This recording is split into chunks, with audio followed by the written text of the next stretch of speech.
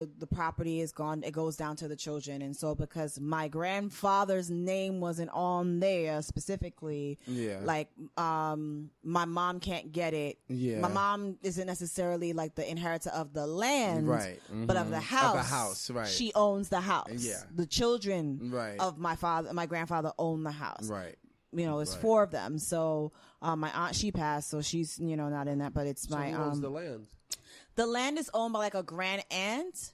And so the cousins or the children, the descendants of that grand aunt or those grand aunts, like they're all cool with it. So they've all said, well, we're not going to like fight for land. Like you get your plot, this person gets their plot, and we're good. We're squared.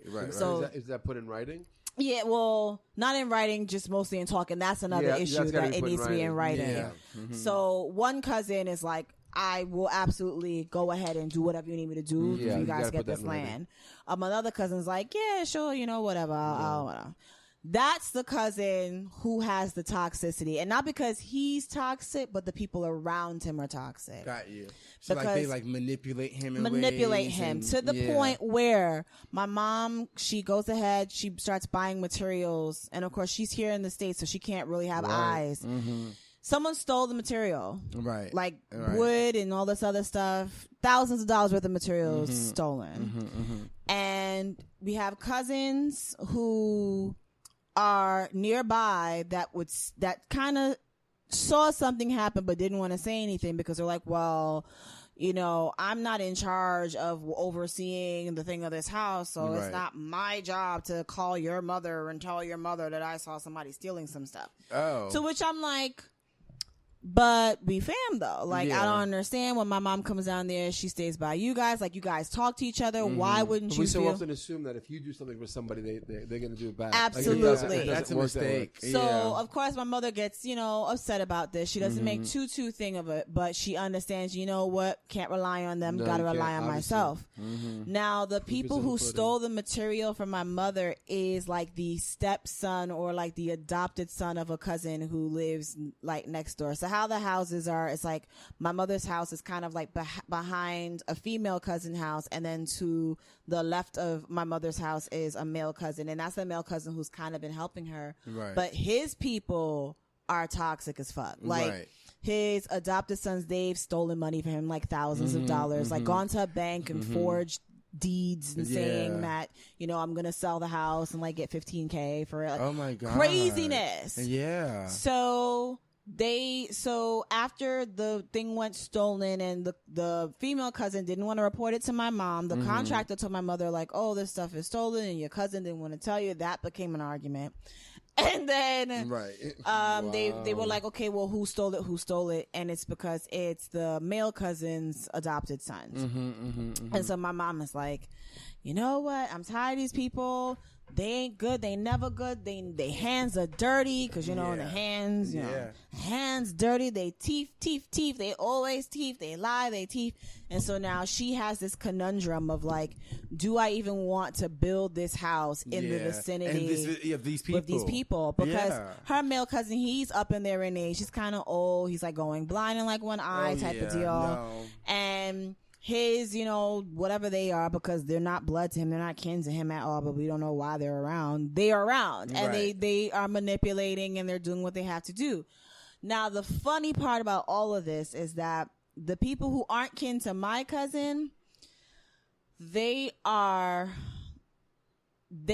kin to like an extended cousin of my mother's, which is like really weird, but basically they're like the nephews of my mom's, like my mom's kind of cousins, like third husband, something like that. All those crazy relations, Actually, how it goes is so there's a woman.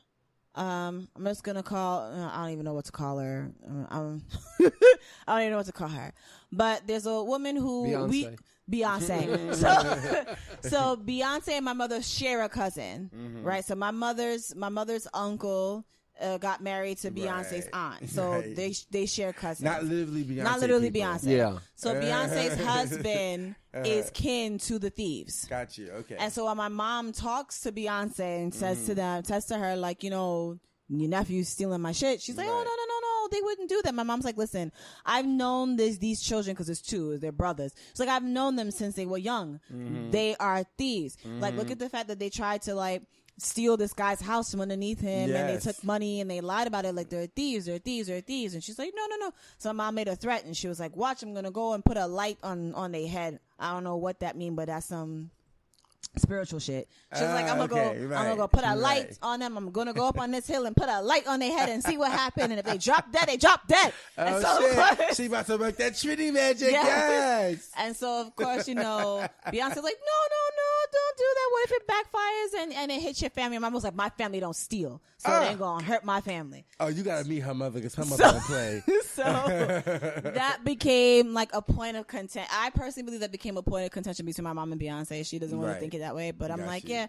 And it's like, you see how the toxicity infiltrates, because it's not even Beyonce doing anything. It's not her husband doing anything. It's the kin of them being around, taking advantage of this older man. And like, because the story goes something like how their mother like made the guy think that they were his kids, but the guy was like, he's like sterile, like he can't have kids. So it's like, how are those kids yours? Right. It's science. That's crazy. Like pure science. Right. But he raised them, quote unquote, but didn't, and they're just gross like human beings. Right. And again, to your point, the fact that you think that you can say to yourself, I know this woman. I grew up knowing this woman. I know her as my quote dad's like cousin or whatever, and they're very close.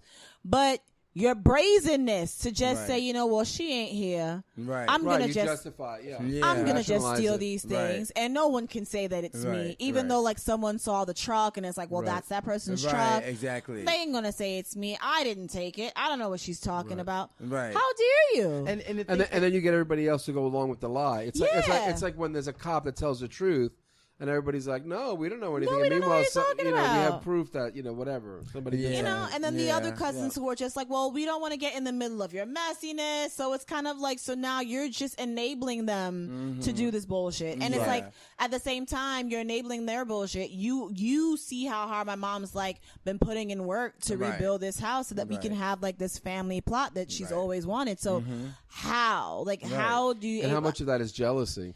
You know what I mean? That part. Oh yeah, and then and you going next with that one. But yeah, I mean, it's like, and that's what I'm saying. Ridiculous. Like, is it really that hard to be a fairly decent human being and not steal and and control your envy and jealousy? Right. And then you're gonna use all the labels, your family or whatever, or we're in the congregation together. Okay, well then if that's the case, then treat me like. If you want me to treat you like family and not call you out, then don't do things that I need to call you out on because I'm family. Like it's got to go both ways, Right. Yeah, you're like, oh well, don't call me. I'm not a thief. I'm not a thief. Oh well, she said I was always been a thief. I'm not a thief. Well, stop stealing shit. Exactly. Like stop acting like we don't know that you steal things. Exactly. Well, but the thing is that I'm family, so I'll get away with it because family don't rally each other. Yeah, family rally around each other. No, it's not a mafia unless you run it like a mafia. Right, and then there's the whole thing about jealousy, whether it's a family member or friend.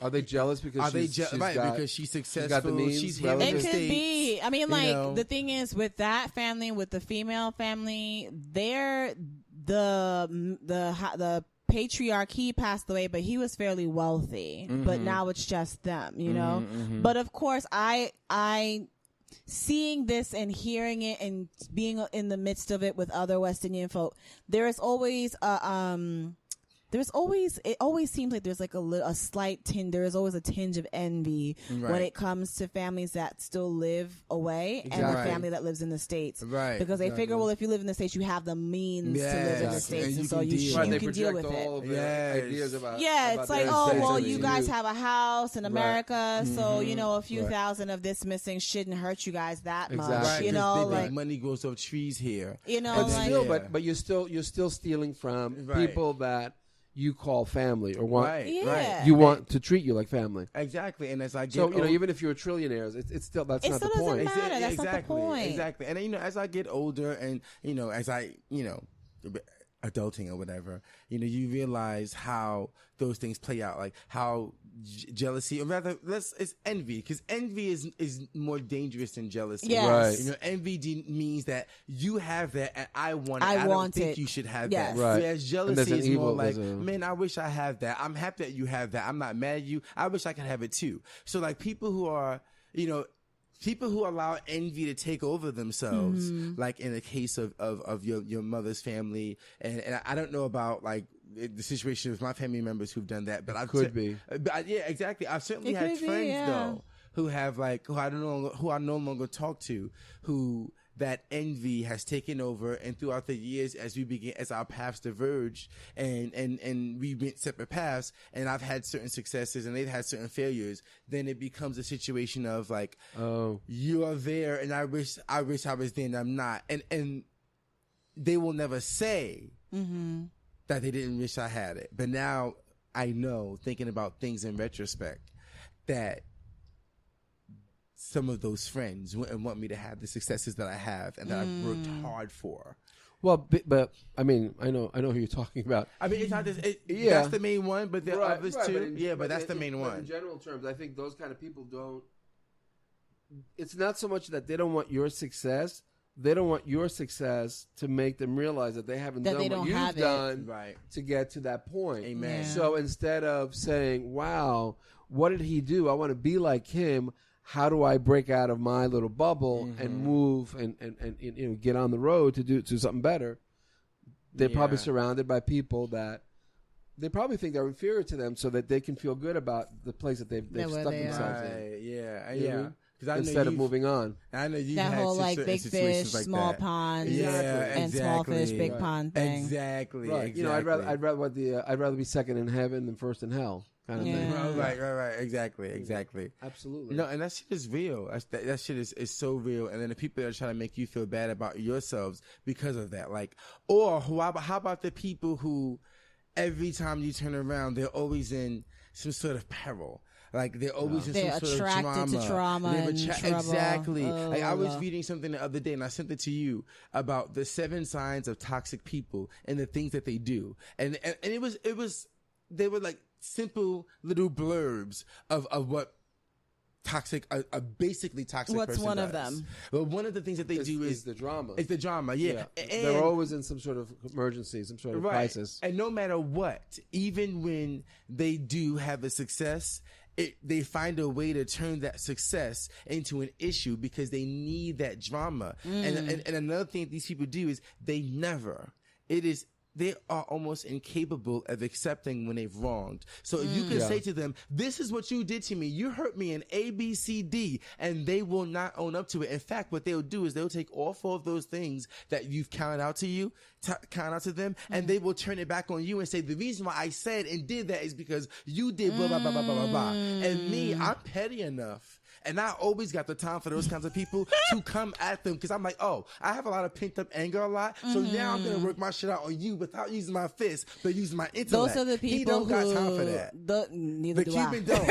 I do. Wait, what did you say? She said I said neither do I. No, I mean, but you know who those people are. Yes. Not to cut you, as you said it, it made me think about. I hate to say it, but Tamar Braxton, and I say Tamar Braxton only because when her sisters will say, Tamar, you hurt my feelings, you know what the response will be, which is the response I hate that people give.